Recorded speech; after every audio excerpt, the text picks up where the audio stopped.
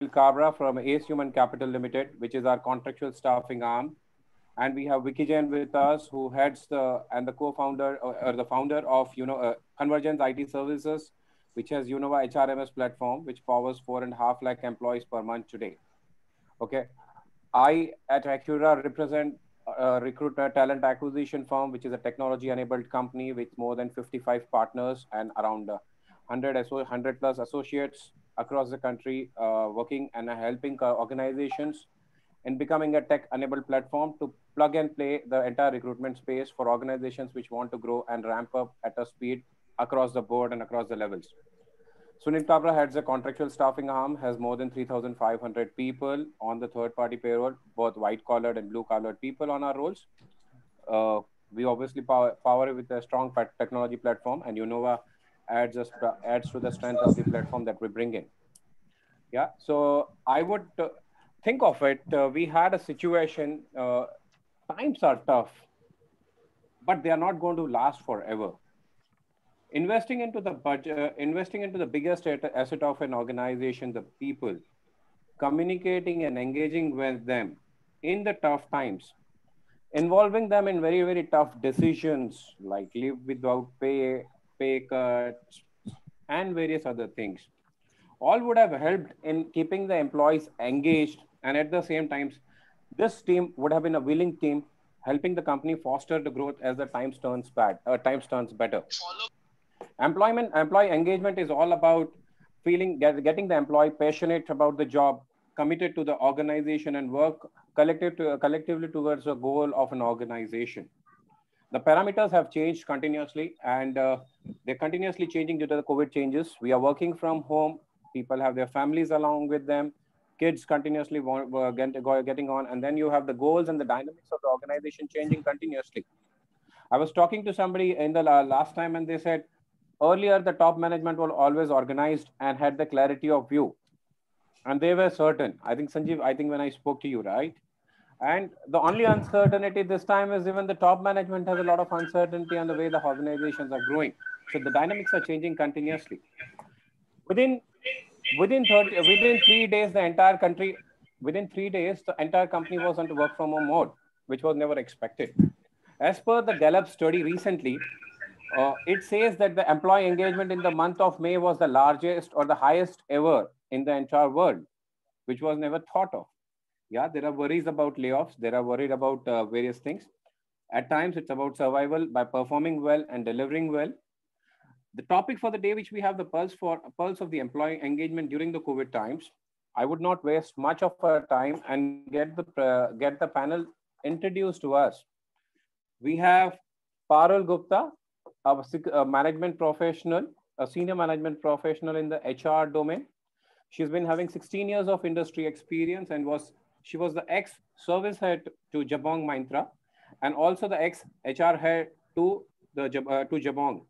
She's also worked with organizations like Citibank, Deutsche Bank, and ICICI Bank. Worked in a very highly complex organizations with a complex metrics. She's worked in various HR roles in various initiatives across the country. I have another speaker, Sanjeev Parker. Has more than 2 decades of experience and is now working with one of the leading big fours of the country, PwC, PricewaterhouseCoopers. He is from MILS, Maharashtra Institute of Labor Studies. He has worked across the industries from manufacturing, shipping, software, market research, and now he's at PwC since the last 10 years. He's represented organizations like AC Nielsen, Merck, Century Group.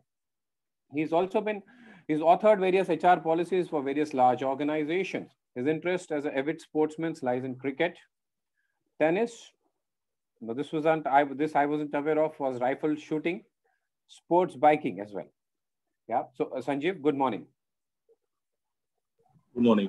Yeah. I have Devdutt with me, who's the group HRO. He's the CHRO at KLT Automotives, who has a demonstrated capabilities of leading HR initiatives in various large organizations, including Indian organization and multinational organization. He is also a postgraduate diploma from Maharashtra Institute of Labor Studies. He's worked in organizations like Lloyd's Registers, which is one of the global giants in its capacity, Siemens India, Mahindra Jeshco, Ion Exchange, Tata International, and also had a brief entrepreneurial stint for almost 1.5 years. Welcome, Devdutt, on for being a panel with us on the Saturday morning. Thank you, Arnab. Good. I just wanted to check. I just wanted a thought on employee engagement. There were certain COVID changed. We talked about this changed, COVID has changed that way, but there are certain parameters on employee engagement which I believe has never changed. We still want to communicate with the employees, and there are certain parameters which are still common. And I would just ask, and maybe I would ask the lady in the group to just say, are Parul, are the employee engagement actually changed or are they same? If I can have your view coming from various industries. So, good morning, everyone. I wish that people accepted change as easily as we talk about it. Because even though as humans we are aware that change is constant, we are a species which is most resistant to change. What COVID has really done is just fast forwarded the evolution cycle by few years and few months, actually. But having said that, my personal experience is actually the essentials or the principles haven't changed at all. None of them. What has indeed changed is rather how they were manifesting themselves within the organization. So let me take with two examples to kind of start the conversation on that is, see, one of the basic principles of employee engagement is that I should have a sense of belonging to the organization if I'm an engaged employee. Now, before pre-COVID, how did an employee felt belonging, that sense of belonging? A dedicated space to work. I was going to a workspace. I had a dedicated time, a 9 to 5 and 8 to 4, depending on the company you're working with. I had, a brand, a company I associated with. But that's not the case in post-COVID times. So how do I have that sense of belonging today if I have to look at employee engagement? So it's not coming from space because I'm not going to office. There is no concept of office time and me time because you have meetings happening at random times across the board. I think it's coming more from a team perspective rather than a larger org perspective in today's time. So if I was a part of a cohesive team, my manager was kind of driving that, I still feel a sense of belonging. If I was an individual contributor, then I have my sense of struggle happening because suddenly all the other things which define that I'm working in a particular company have disappeared. Right. And I'm coming purely from a e-commerce perspective because that's where my last experience is. And most of the new IT gen companies are going through that. So for people who are working on projects or are working on, off sites, they have the maximum struggle happening during this time because the sense of belonging has suddenly shifted. So has the essential changed? Not really, because that's still the primary need to belong to the organization. But how it is getting manifested has changed. Let me take another example. One of the other key parameters of employee engagement is personal growth. Does the employee feel that I'm having my personal growth happening? Am I learning new things? Now, how was it measured pre-COVID? Trainings हो रही हैं, नहीं हो रही हैं, upskilling हो रही है, new projects मिल रहे हैं, नहीं मिल रहे हैं, promotion हो रहा है, नहीं हो रहा है. None of this happening in post-COVID time. None of them. No trainings are happening, no upskilling is happening. At least in the new gen companies, how we have started looking at personal growth is any upskilling or new skill that you are picking up, which is non-work related.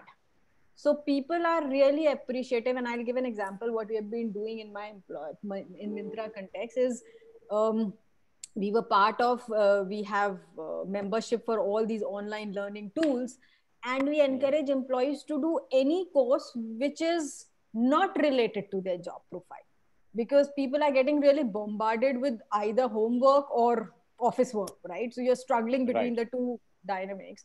So it's like, life is more. So pursue your interest besides work, which means it is okay if you are a program manager and you want to do a course on sketching.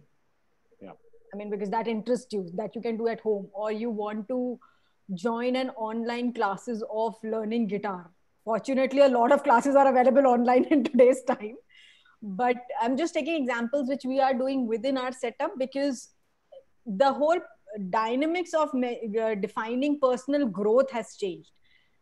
What has also happened is, especially during the first phase of the lockdown, people had a lot of time. I mean, during the first phase. After that, of course, things started opening up and we all started working. That was the time when we kind of went full throttle on it, where we encouraged employees ki, it's the time to upskill yourself. So learn whatever you want to learn, where you never had the time, the certifications you missed out on, the new languages that you wanted to learn on.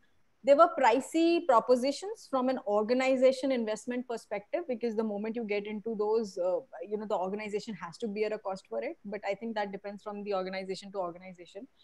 So going back to the original topic, the essentials and the principles haven't changed in my mind.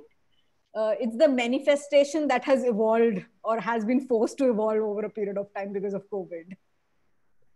Perfect. Perfect. Thanks, Parul.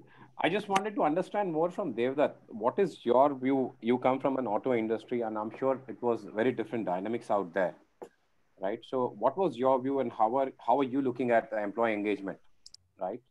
The So sales figures were dwindling, and there were a lot of parameters influencing it. True. Yeah. So since ours is more of a brick and mortar kind of a industry where it's more to do with, so just to give an idea, set the context right, we manufacture chassis and tubular products for automobile industry, and it's all the action happens mostly on the shop floor. Right. So obviously engagement, the tenets of engagements continue to remain the same in terms of whether I get the recognition, whether I belong to the company, or whether I have this I can effectively contribute to the performance or not. So these three tenets remain the same. But what actually makes a difference because of COVID is that almost for 3-4 months time, the manufacturing industry was into a limbo. So Okay. our production were yet not up to even 50% kind of a situation. And as a result of that, uh, normal our so-called star performers kind of a guy, they had an opportunity to showcase their talent by being there on the shop floor and showing their engagement from the company and their personal point of view. But because of the remote working and all, this had a challenge. And the challenge was remotely different. One was in terms of excess engagement at home front, one. Mm-hmm. And second thing is limited space available at the home front. And because there is no physical connect and contact, how do I Yeah. showcase my talent? So that was one area where we struggle, and our guys more being on the shop floor are not used to webex kind of an environment. So now this time it was more of a giving the showcase to not just the top layer management but also middle and junior level management to showcase their talent wherever they can. Say for example, if we are having a cost MS review, there would be middle managerial person also who will be presenting the data, explaining the context, right, explaining about the customer feedback and all.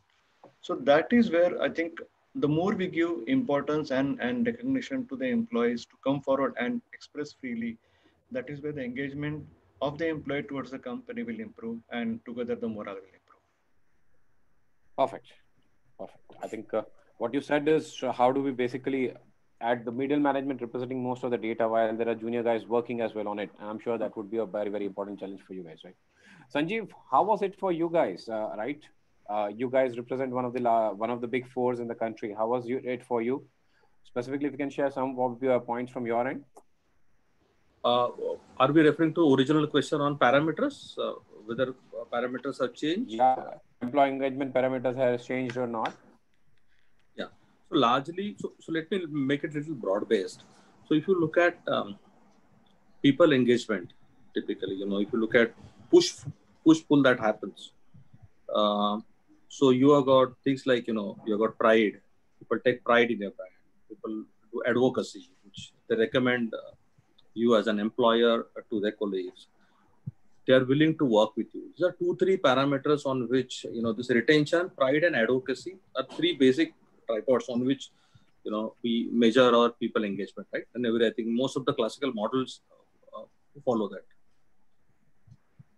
So those factors would continue to remain same, because I think it's evolved over a period of time, and we have realized that, if there is pride, so that pride would be there pre-COVID, post-COVID, pride will still remain pride.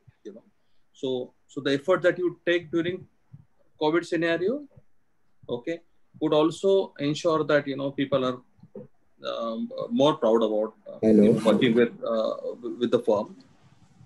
But if you look at some sub parameters, so to say, so for example, trust, care, transparency, leadership behavior, or career development. I think Parul made a very good point about career development. So all these 4 or 5 factors contributing to your people engagement, that connect, I think, continue.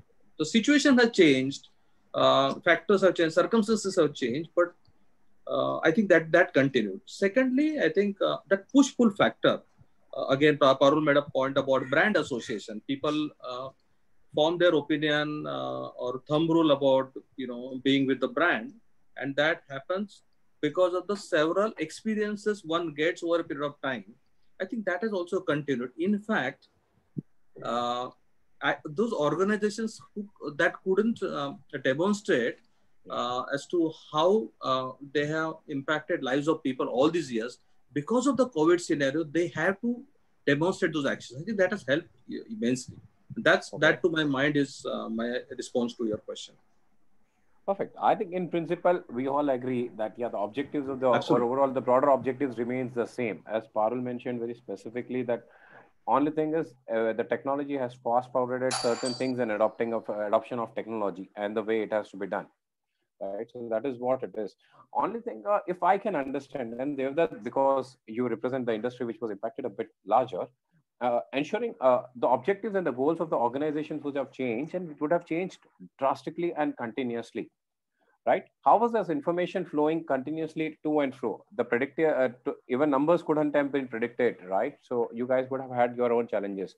How was the information, the organization objectives and the goals flowing towards to the last level and back upwards? Devdutt? So it's a very interesting perspective which I want to share. When we did our budget exercise somewhere around February, that time we had different figures in mind. And once the March set in, the actual figures were really shocking. March, April, even till I think mid-May, our productions were just lackluster kind of numbers were there. So the entire budgeting and the costing part had to take a rejig. Not only that, the share of business with various customers, because we cater to automobile market. So it starts from the beginning that whether the demand which we are experiencing now, whether it is a continuous demand or it is just a pent up demand of 3-4 months where there was no production happening. So starting from that itself was a challenge. So what we did was in our company was that both for the top line as well as bottom line, we had set targets reviewed, not just for the entire year, but for every month we would have that thing done, because the share of business is a very dynamic scenario.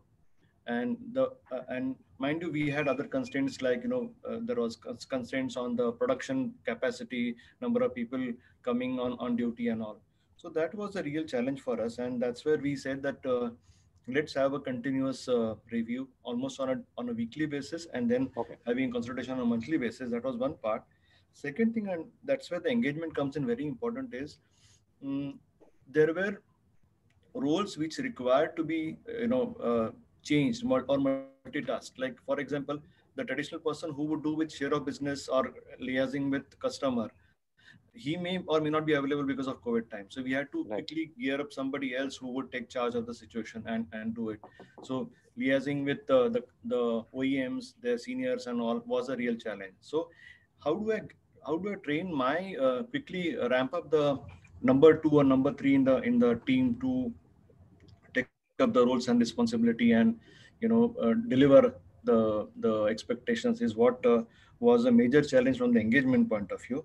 So we have a weekly, monthly kind of a review done, and again, being a manufacturing industry, it is more to do with figures about top line, bottom line, your lean management scores and all. Perfect. Any kind of staff issues or other things that you figured out in the entire lockdown, getting the people because it was a manufacturing setup? Yes, it is. Because the cost of our major, almost 30% of our cost is people cost. Yeah.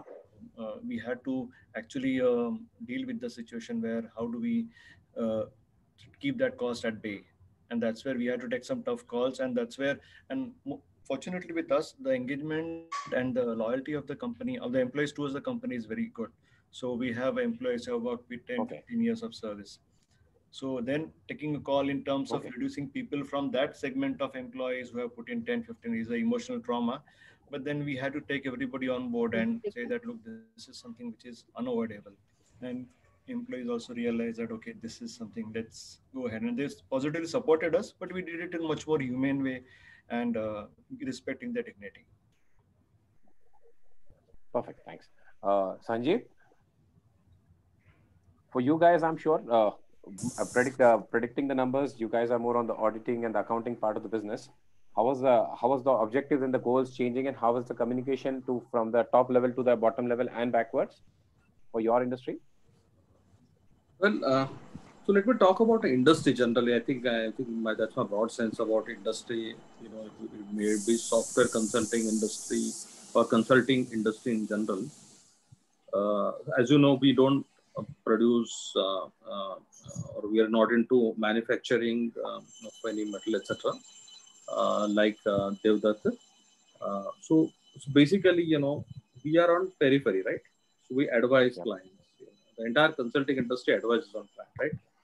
So your core industry, if it is not performing, okay, so it becomes difficult for people,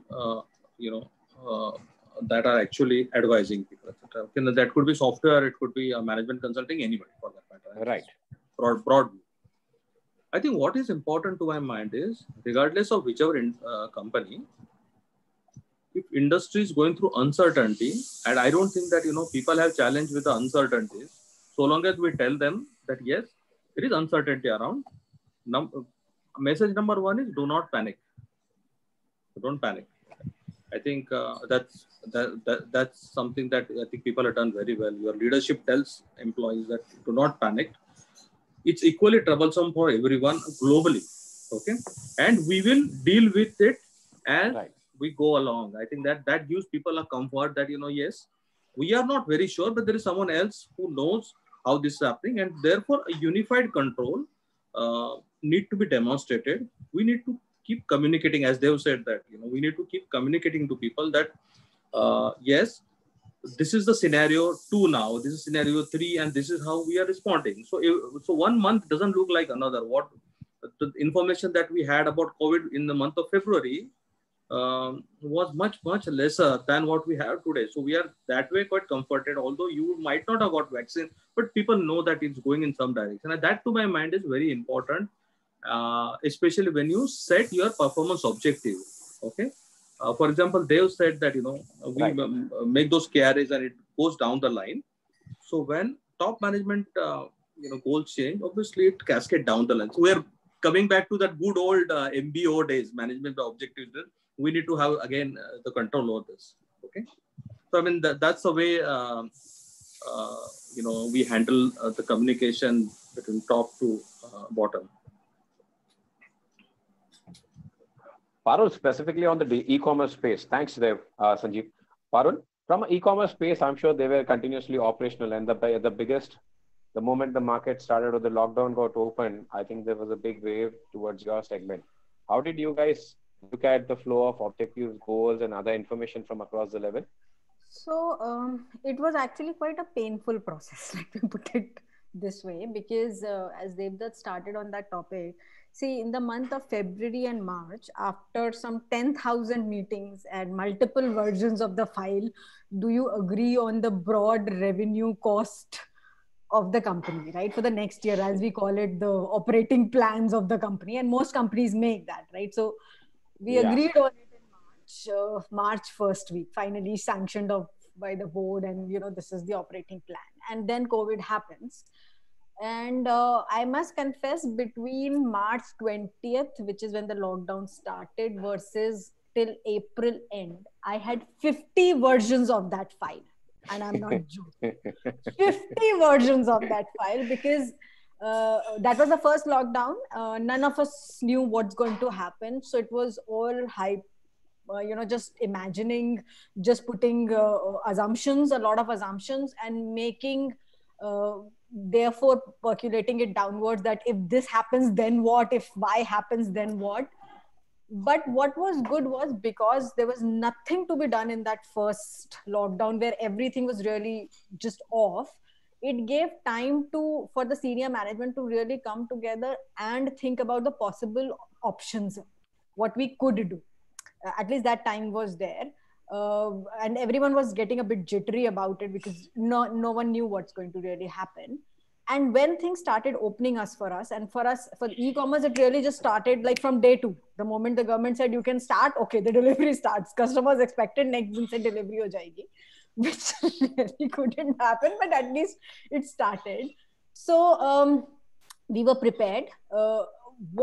From a communication standpoint, what had happened was that 1 month when we were going back and forth on possible options of goals, really, there was very little percolation till the lowest level. I'll be honest, that was more limited to senior management and perhaps one downs, because everyone was just assuming few things.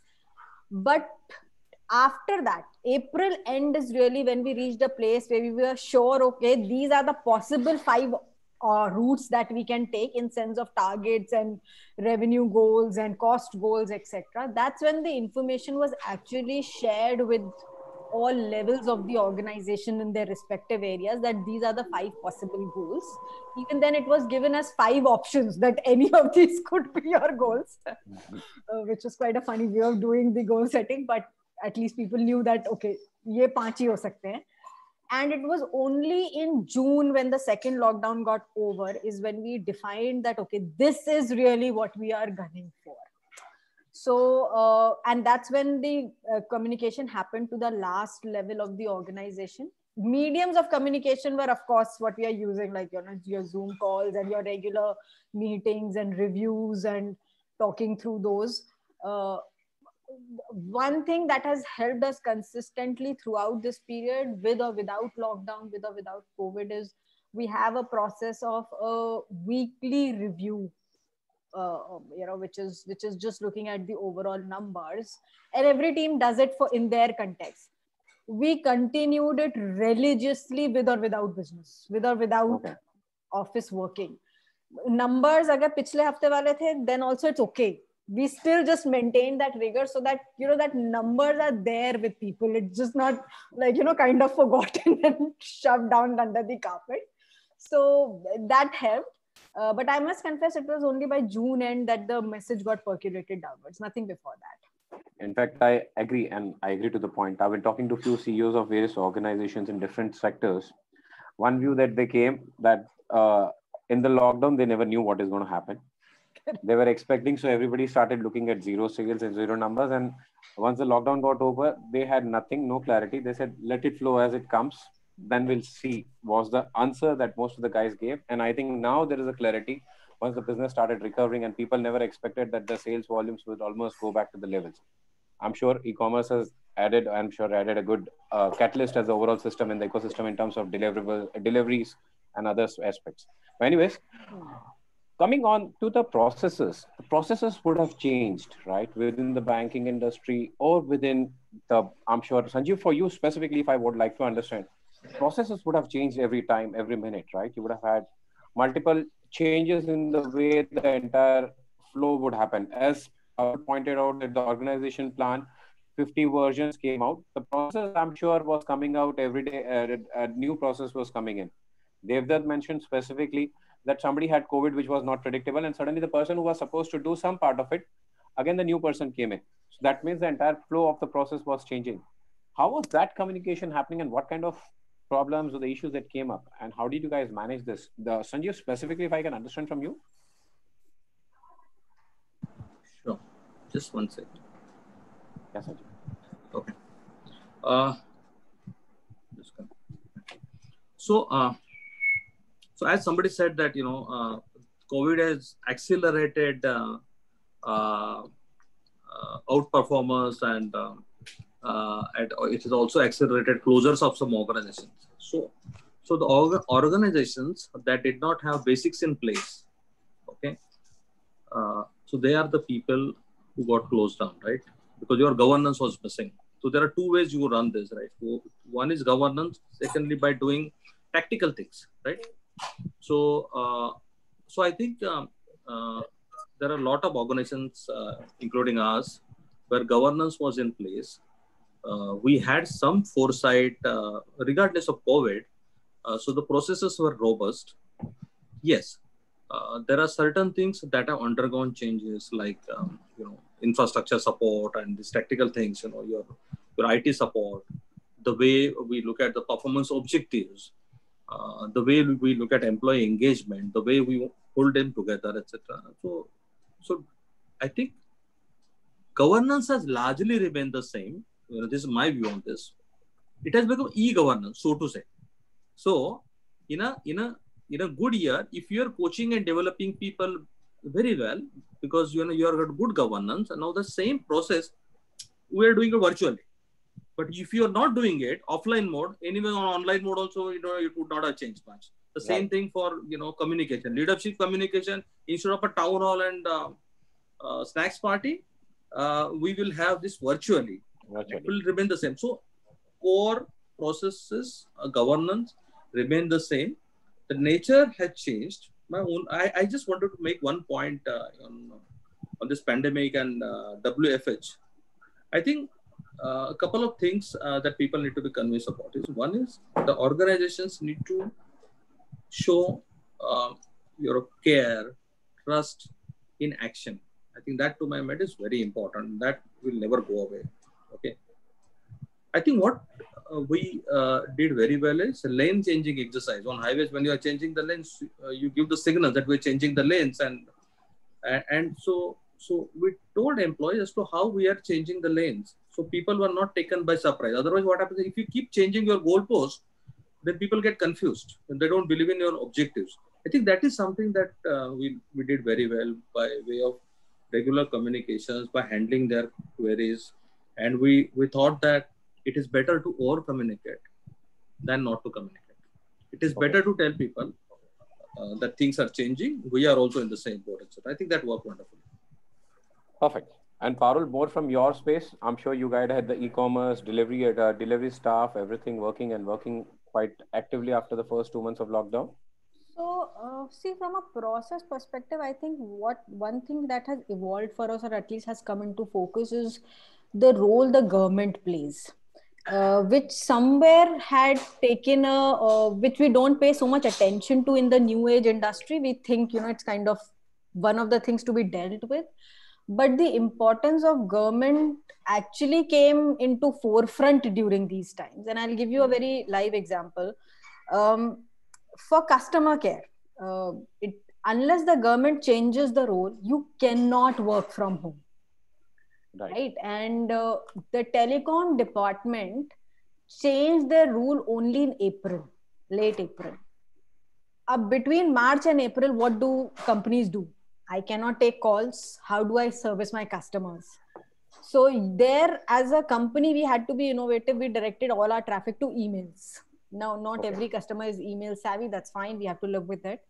But what came out for everyone and some of these associated industries was the strong role, or the role which the government has to play in the future in being slightly more agile. Because much as I may like to do it as a company, as an industry, I'm also governed by the rule of the law. And except for the banking or the financial sector, which is strongly controlled by regulators, all others are really floating across. So we had that struggle, and now as industries, people have started reaching out to governments to define those laws which permit us to be more inclusive in our processes. Because see, company processes are a result of government policies, which we never acknowledged earlier on, but it's now coming in the forefront. So that's been our experience, and that's one thing which resonates, after COVID for me. I agree. Even the change of labor policies, I heard from certain people, the relaxation that came in few states also helped a lot in terms of managing the work for them. Very important point, I think, Parul, the role of the government. Now, how do you identify? I'm sure a lot of frustration all over the place. People are frustrated sitting at home when they were working, the employees specifically. Parul, I just wanted to understand how could you manage those? How could you identify the people, employees that were frustrated or disengaged completely? And what was it done in such a scenario for you guys?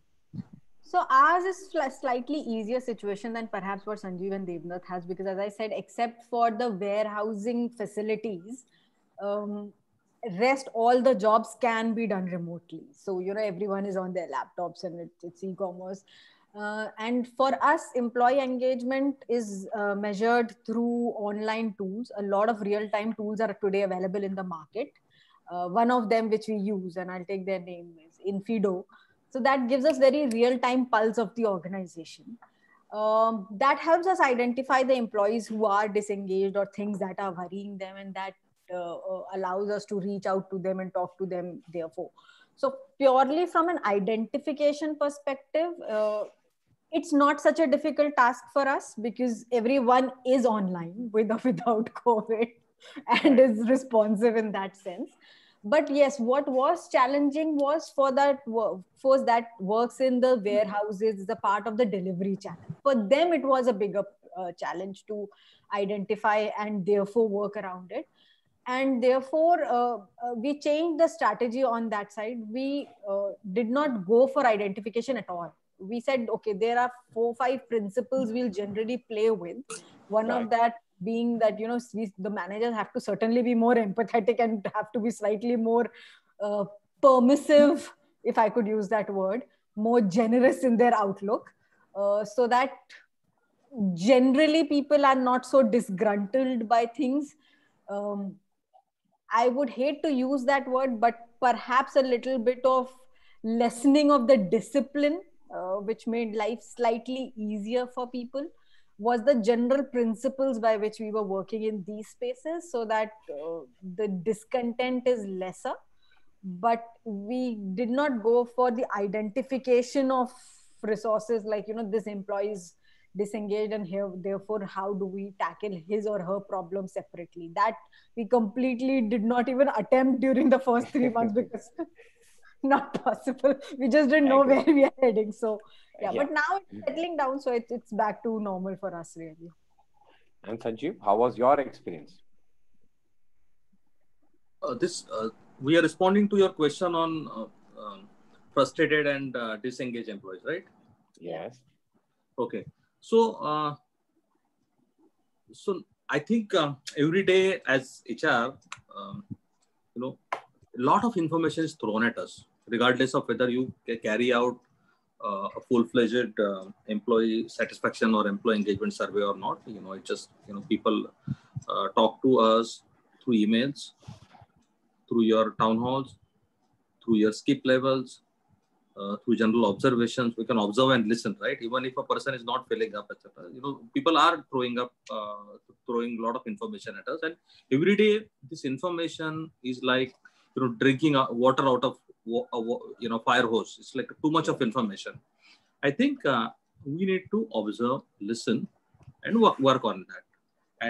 And how do you know if a person is frustrated, disengaged? Even if you don't do a study, it gets culminated, your frustration get culminated into actions. Okay. There will be, for example, people will not turn up in your employee town halls. All of a sudden it will drop. There are some telltale signs, right? Or else, there will be a lot of, dissatisfaction on emails that you can sense. Yeah. People will violate your policies. All these days people would not have done that, but they will take it for granted, etc. People will start continuously talking about work-life balance. So what happens is, if you keep talking about work-life balance continuously, one is there could be a problem with utilization. Or secondly, you're inherently disengaged with what you're doing. If you're disengaged, then again you start talking about the time that is taken. So I think if you sense that there is dissatisfaction that is there through these actions, we need to action out. And and there are several scenarios.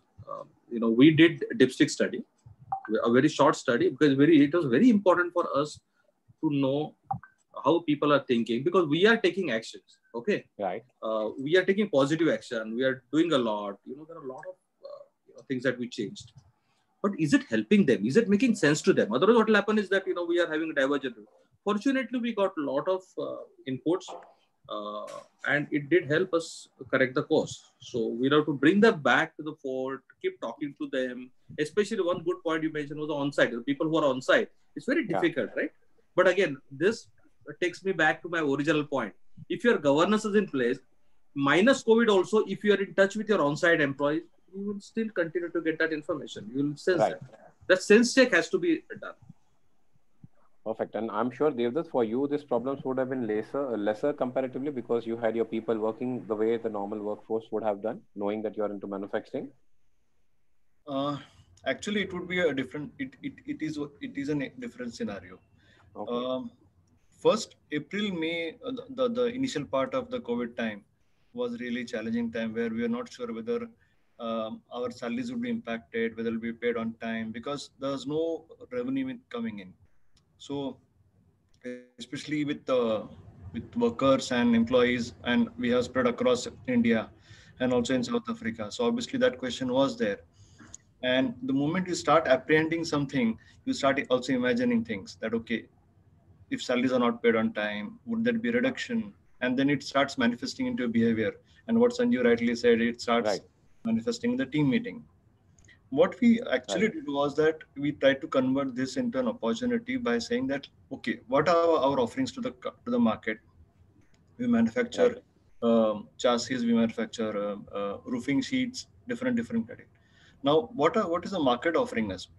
And that's where we realize there are so many opportunities which are coming across, which we have not developed into. So the earlier question about processing, I mean, reinventing the processes to focus on what is available immediately, and then utilizing the manpower to focus on that opportunity would help us to preempt that disengagement. I'll give you an example. Suddenly we got an order for manufacturing sanitizer machines, the automatic robo-driven sanitizer machines, and our core strength is fabrication.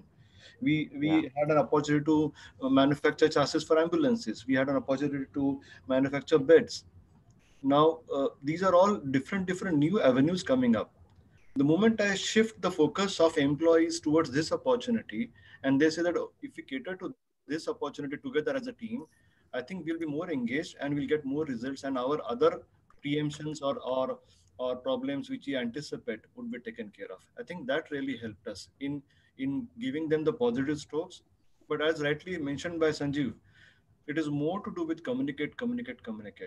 There were situations where the employees would come in groups and address us, and we would rather face the people directly in front and have address them in groups, rather than trying to send them email communication. And that is where I think we can proactively, and once we have a transparent and open communication with the employees also can read in between the lines that there is a genuine interest and a gesture to turn around, and that's where they also contribute. I agree.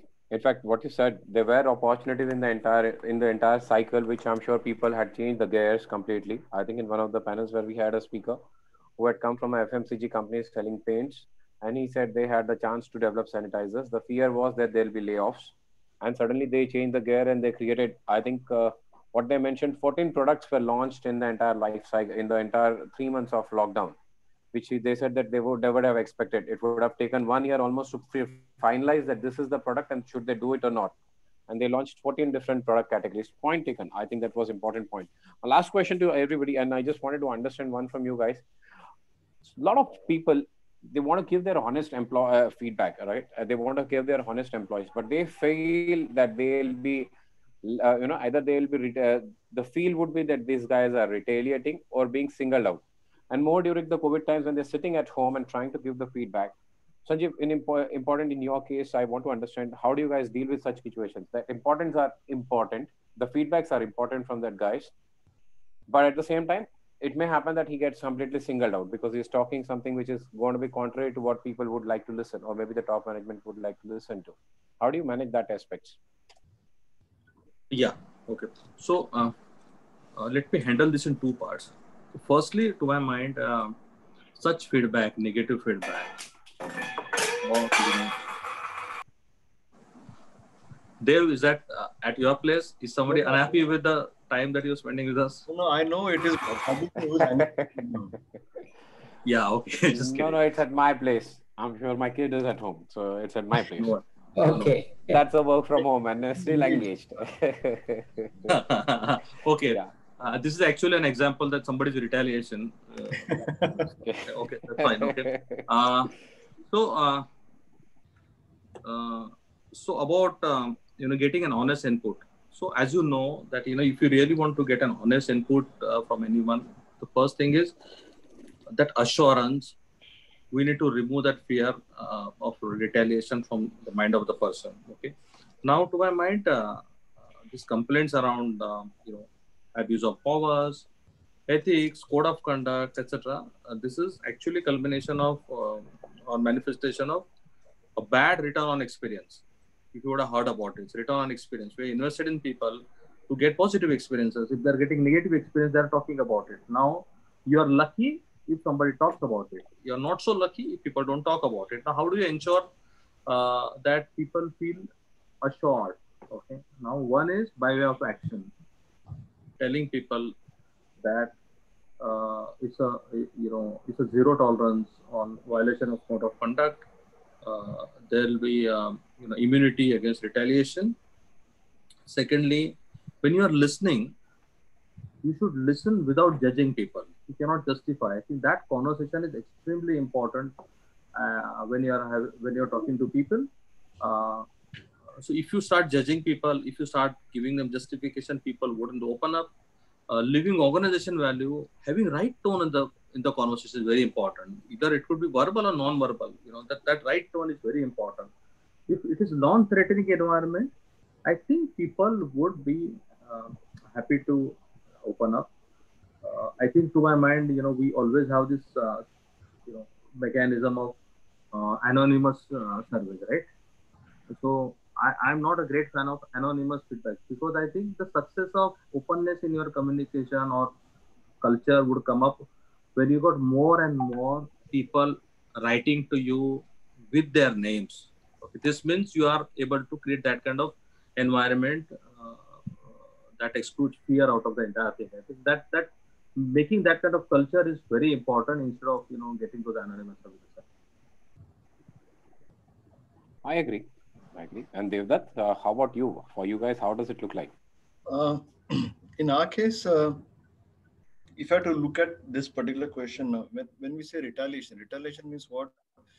I do not want to hear what you're saying, and I don't agree with you, and then I hold it back against you, and I keep that in my mind, and it starts appearing in my behavior the way I behave with you all. Now, actually, if you see the current times, if we understand the current reality and accept the reality, especially this, I'm talking from the point of view of the middle and senior management point of view. We are also human beings and we also have our own likes and dislikes.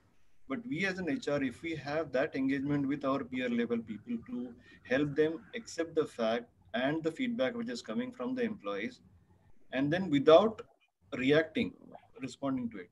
So the first part of this action is where we don't segregate or marginalize the segments from where this is coming. We treat this as a generic feedback and have a free-flowing discussion between us, and then work out action plans on this. Employees fear when they see that, okay, if I open up, there would be a reaction coming in. But the moment we as management or middle management, senior management start demonstrating our actions by showing prompt and proactive actions coming and being taken, I think employees then they reduce their defenses and they feel that, okay, I think it's safe to open up and share. I think it's more to do with, rather than employees sharing with us, it is more to do with our management structure, that the way we respond to them in a much more proactive and human way and practical way. Thanks, Devdutt. And in interest of the time, thanks everybody for the kind of views that have come in. And there are a few questions from the panel. Okay, I'll just try to ask Sunil. Sunil, if you can just there are questions from some of the participants and the speakers. If you can just take it with the panel and help them enlighten on their views. Thanks, Ranu. Am I audible? Yes. Okay, great.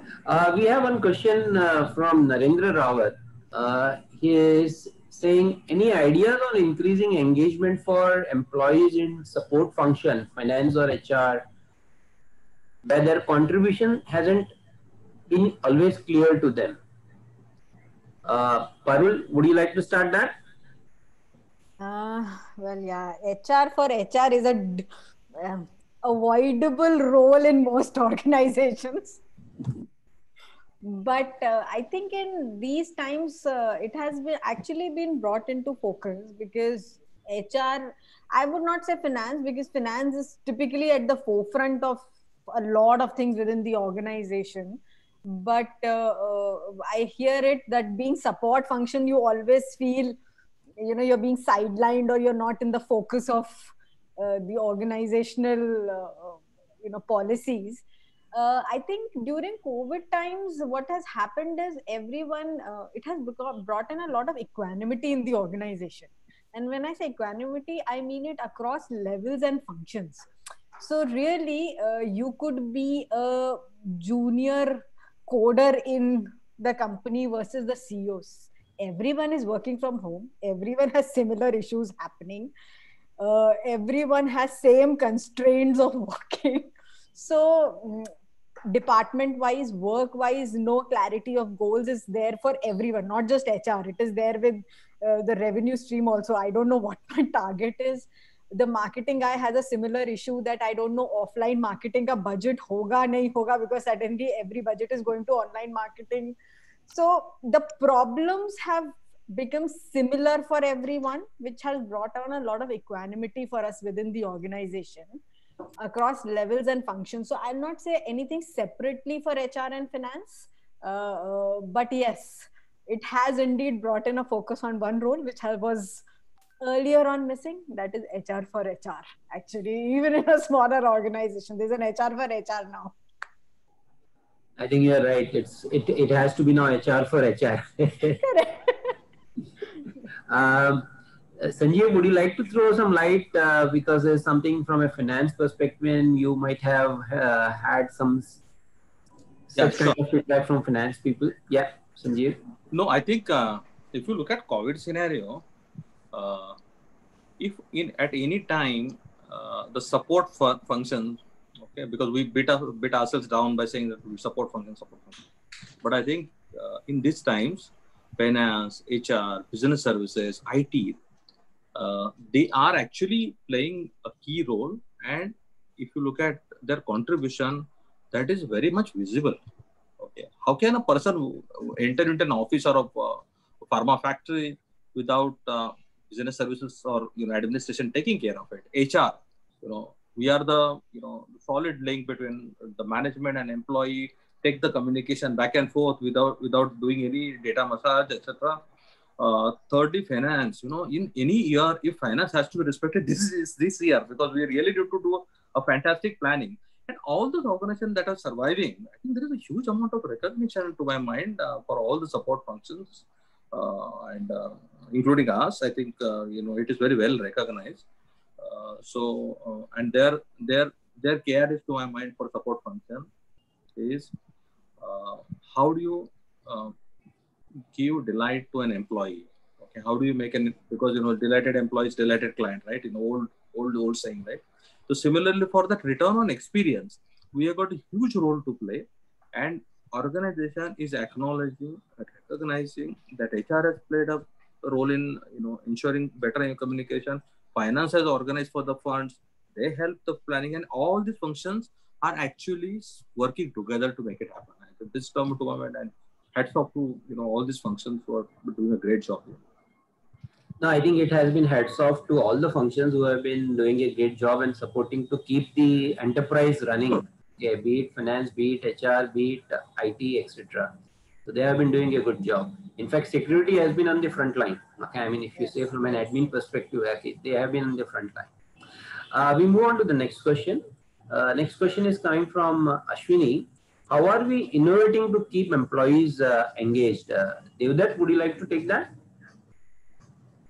One is, I think, the more we encourage employees to think beyond their obvious roles, I think that's where, and once we start connecting the dots between their role and the deliverables, which are beyond their normal line of duty, that is where I think the employees will feel that, okay, this is something which either to have not done, and I'm getting an opportunity to do something. I'll give you an example. Because of the cost pressures, we had to trim down our HR team member. And if you go by traditional manufacturing setup, there are skill sets which are typically factory related, that are typically corporate related guys. But this is a time where we said that let us challenge the paradigm and say that can we rotate people within, not just within the corporate functions, but also between factories and all.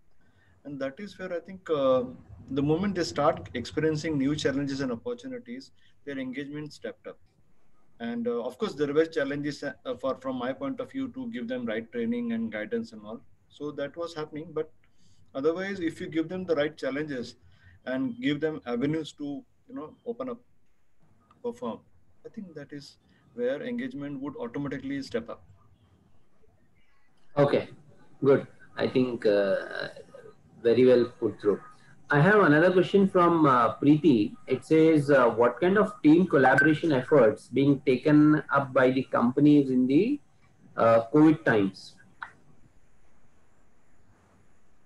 Parul, would you like to give a thought? So we have had our share of struggles on team collaboration because, typically those are very informal things that used to happen within the office, right? Or, even outside office, because they were in-person initiatives that typically used to bring teams together. But one of the things which we started doing and has played well was that we started talking very upfrontly about few things to managers, and they were based on a principle of what we call as 3 A's. I don't know if you would have heard about it. It's called awareness, authenticity, and accountability. And this was only meant for managers to get the teams together. When I say awareness, I think it was telling the managers, or at least start being conscious of the fact that, as a normal human, you have a tendency to talk more to some people and not talk to some people. It's a normal human tendency. Now, when you are working from home, you just need to start becoming aware of this behavior, and therefore not unconsciously exclude some members of your team. And this typically happens with, let's say, whoever is the newest member of the team, or it could be someone who lives far off because you haven't socialized with him or her. So, just being aware of those behaviors so that you can correct them, because you're no longer working in the same workspace, you're working from home.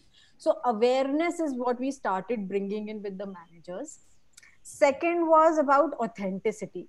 See, when you're talking one-on-one, you're having conversations over coffee, or you're talking in the corridor or in meetings, they're not just verbal communication. You also have informal communication, right? You read people's body language, how warm they are, but that doesn't happen over a Zoom meeting or a phone call. That whole personal connect is lost. So one thing which we started talking to managers is, you at all times be authentic. If there is a problem at home, as a manager, there's no harm in you saying that there is a problem at home and I cannot do this call at that time, rather than, kind of making up a story and shifting the meeting. Just say that I have to take care of my parent, my child, or there is some issue happening. So if you are honest yourself and you're authentic yourself, your team members automatically start doing it. And that brings in a lot of cohesiveness, because honestly, as I said, there's a lot of equanimity. Everyone is going through similar issues at different points in time. So that was second. The third, which we started talking about as a concept, is, while all of us are aware of these things, it's just that, you start talking about it so people start becoming conscious, is accountability. And when I say accountability, it's not about whether you're doing your work or not. It's more about the fact that you have to be thankful for the privileges you are living with. At the end of the day, not every member of your team have those privileges. And I'll talk about small privileges. Like for me, my network is working at all the times. There is no one in my family who's constantly needing my care, or me to do some house chore. So I am privileged in that sense. There are team members who are going through different life crises during these times. They may have a parent to take care of, a child to take care, they have to do the children's homeworks and projects, there's no maid coming in. So just acknowledging and having an accountability that you may have certain privileges which others aren't having would make you better. And that's kind of, what has helped us. And these are not new concepts, really, everyone knows about it. It's just that we have started putting it in a format and started talking more about them, because things have been very different for everyone, really. So that's how we have been doing things. Just to add to, can I add one point, Sunil? Yeah. Sure, Sanjeev. So I think if you remember good old days, and Parul and they will agree to this, when we talk about team bonding, collaboration, that problem existing in any team, what is the next thought that will come to our mind? Let's go to some Kolar place, make a raft together, things like that. Let's have team building games, etc. Right? I mean, that's very normal. So now what has happened is adversities bring people together. Okay. Today we are left with no other option than to collaborate, because we are in this together.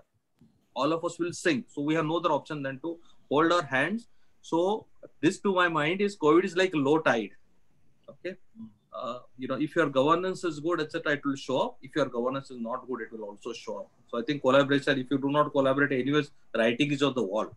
So I have not seen many examples of, except a few frustrated souls who are frustrated in which ways.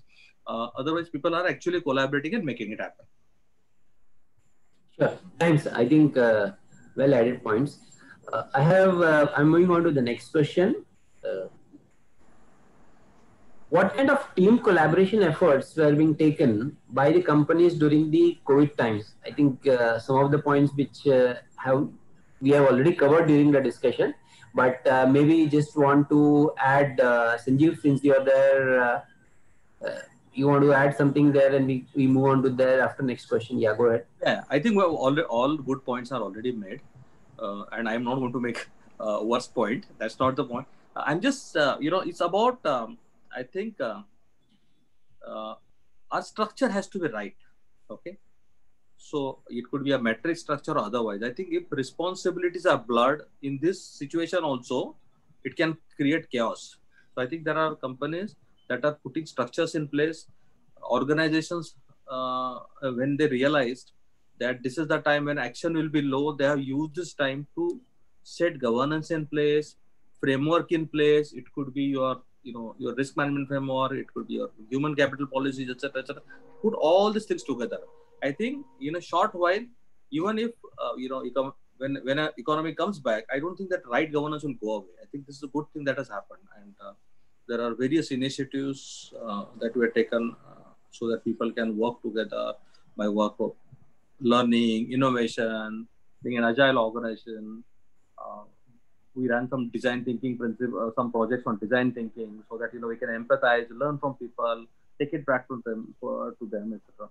So all those things will show up. So this is in summary.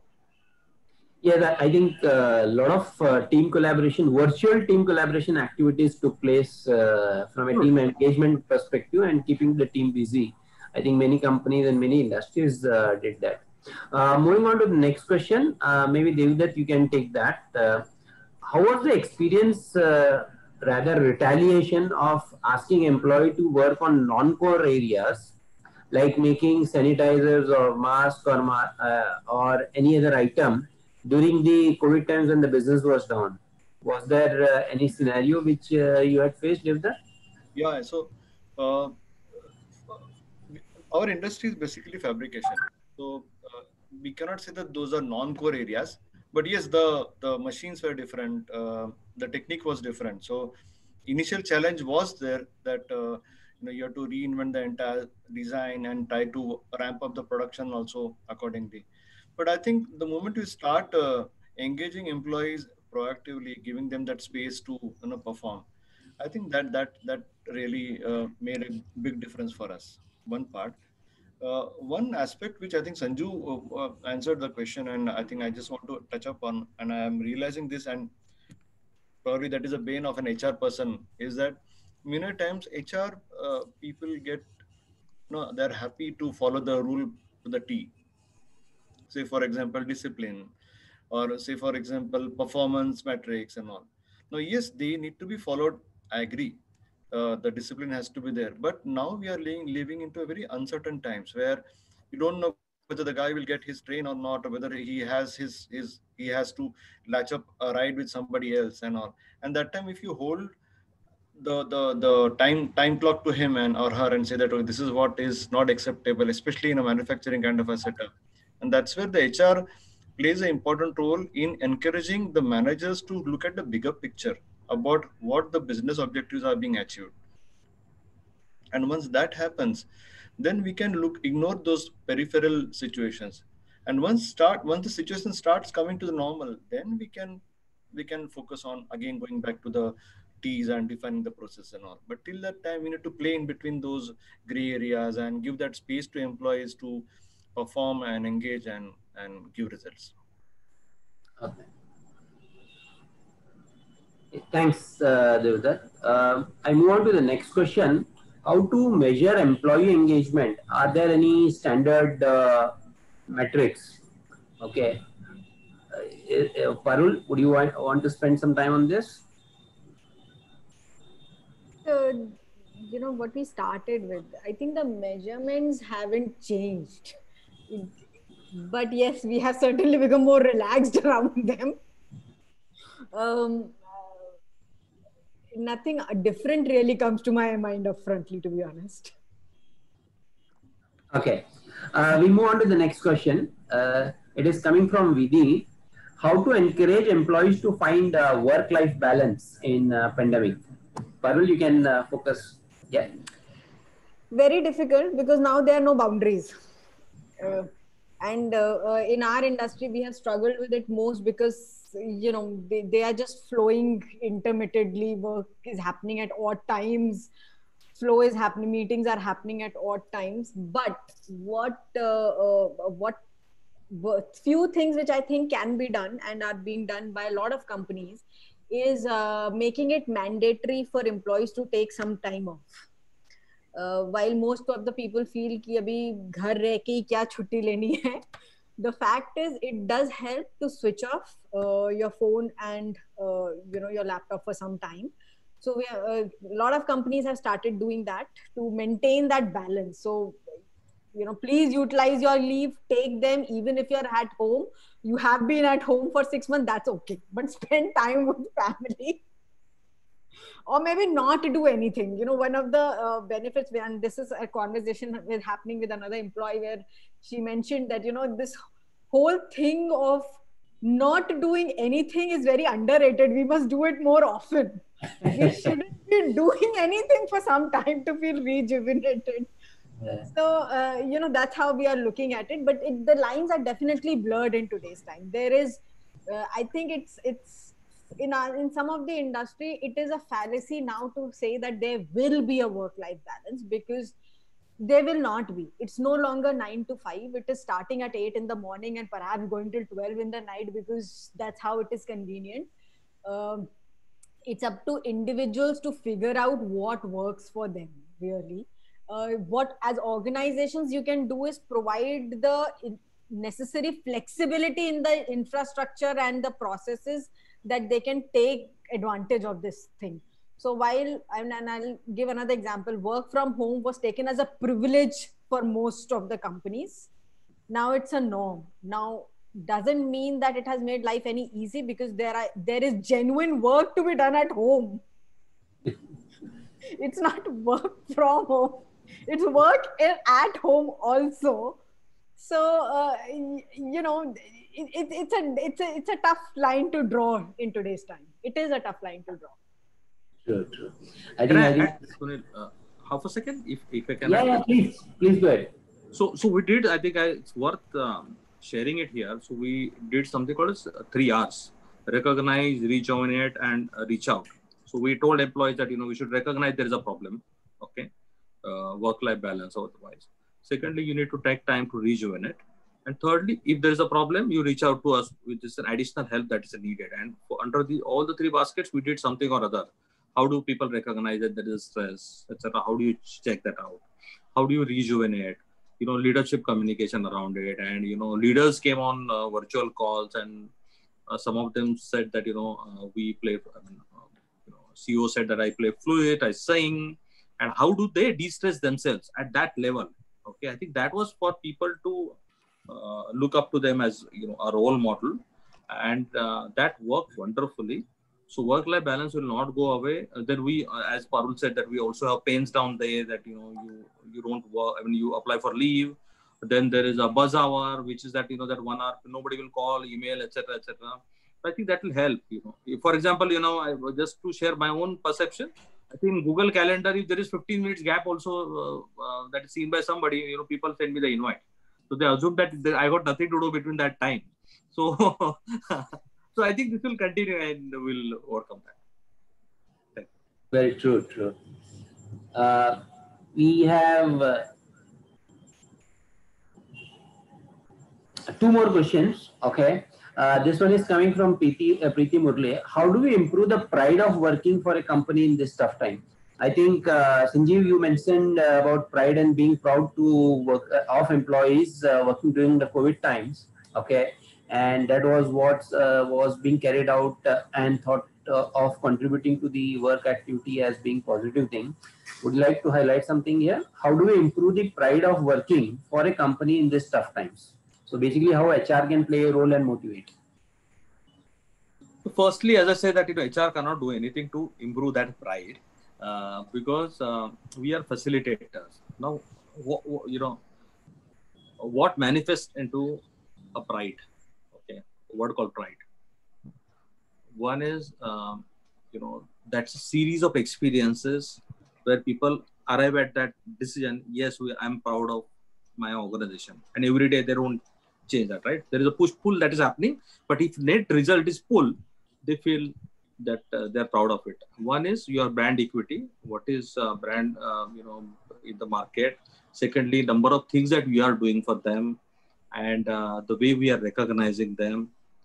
And brand is, so this is on visibility. Pride is also something to do with external image, how people look at it. So if I say I'm proud of working with PwC, that I'm working here for 11 years, I should get goosebumps. It's a great thing. It's a great form. So for me to arrive at that, I think it has been a series of experiences where I feel I'm proud of it. I'll start talking about PwC wherever I go, right? I think if our governance is right, tone at the top is correct, if we do the right things, people will take pride in saying that this is a great brand I'm working with. I'm personally very happy to work with PwC. I always take pride in saying that. True. I think the tone of the communication is very important part here, which is coming from the top. That plays a key role. Parul, you have something to say on this? I think I agree with Sanjeev on this. The pride, at least during my experience, has been if in general you have been kind to people, and it's not a word that I use lightly. You just need to be kind to people, and it kind of flows. I mean, at the risk of sounding philosophical, that vibration does come back, because the traditional ways or manifestations which added to pride have evolved. And therefore, just the fact that my company was good to me during this time, my manager was understanding during this time and did not make my life miserable, or I got my salary on time despite there being job cuts, or the company not being mean to me, or I did not see salary cuts, was enough to generate the pride in employees, honestly. So as I say, the basics are same. As long as we are good to people and nice to people and authentic, it all just flows in the Certainly. Okay, thanks. This is the last question, which is from Satyam. Okay, I think we have covered part of it, but I'm just reading that. What is the challenge you guys are facing in terms of coordination? Because most of the time we have to coordinate through phone or email. So we have to depend on the email to revert and phone to connect, etc. I think what Sanjeev just mentioned, 15 minute का gap अगर किसी ने देख लिया Google Calendar में भी तो उसमें डाल देते थे कोई activity. So maybe there are a lot of challenges when people are able to see your calendar and they are able to put in something more in there. Devdutt, would you like to add anything from your industry? Challenge you guys or yeah, you did? For us, Yes. most of us are now started working. So all our Sure. factories are working 100%. So working from home has almost virtually stopped, except for a few cases where they have some medical cases at home. Otherwise, everybody is on board on in the factory or in office. So this challenge is not there as of now for us. I know. Yeah. Sanjeev, you're there? Yeah. Yeah. So I think biggest industry that we have in India is follow-up industry. Yeah. So I think the number of follow-ups that we all have to do, starting from appraisals till everything, it's like crazy, right? So I think we have, it's like we are used to it now, and fortunately, since we are used to that wrong governance also, it is helping us because we know without follow-up nothing happens whichever way. So coordination is not so big challenge now. It is obviously virtual, but I think because everyone knows that this is the platform, I don't have to search Dev in his cabin.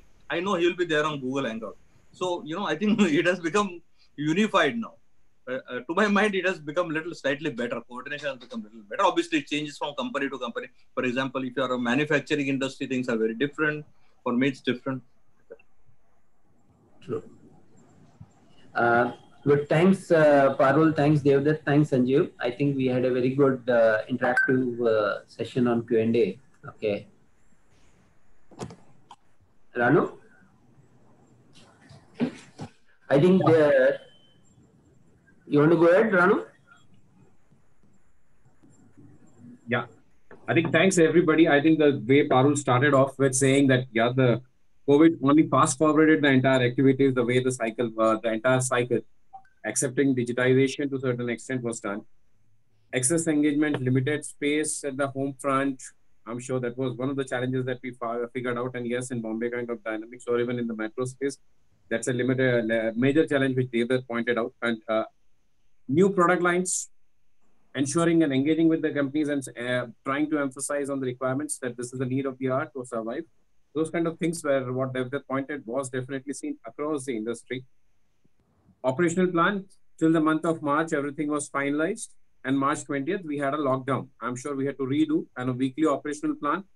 This was a trend, Parul, across the industry and across the board where we were seeing. In fact, in certain organizations which follows the March calendars, they were about to do the year end. So it was in the month of Feb and there was zero in the month of March, or practically at 50% capacity. So that also impacted.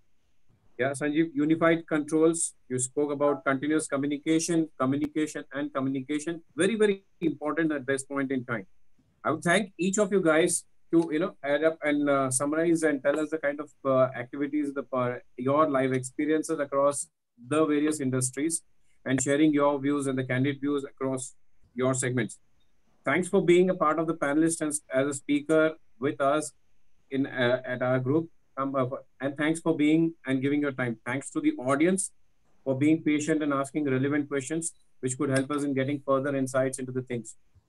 Thanks, Sunil. Thanks, Vicky, as well, for being part of being the co-host with me. Thank you, Ranu, for inviting us. It's a great interaction. Thanks, Parul and Devdutt and Sunil. Thanks, Sanjeev. Thanks, Devdutt. Thanks, Parul. It was great interaction. Okay. See you. Thanks. See you. Bye. Thank you. Bye-bye. Bye-bye. Thanks all.